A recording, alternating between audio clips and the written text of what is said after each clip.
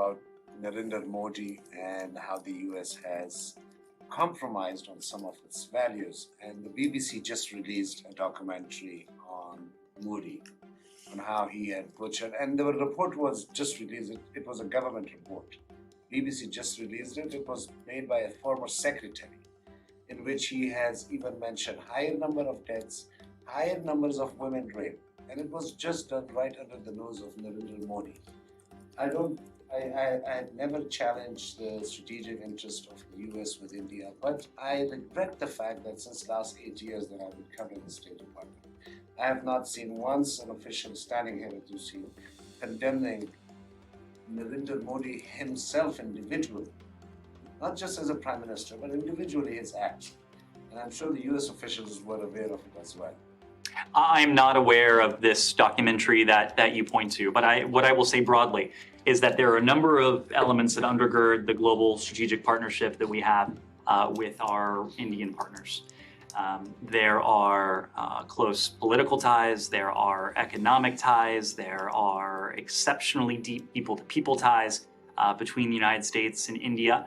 But one of those additional elements are the values that we share. The values that are common to American democracy and to Indian democracy. India, of course, is the world's largest democracy. It's a vibrant democracy, and again, we look to everything that ties us together, and we look to reinforce all of those elements that tie us together. So my godfather is an Indian as well, by the way. So I have all the respect for India. Don't get me wrong, but I just regret the fact that how is it possible that the State Department officials who were posted there at that time did not know that this individual who's a former chief minister, it happened right under his nose. 2,000 people were burned alive.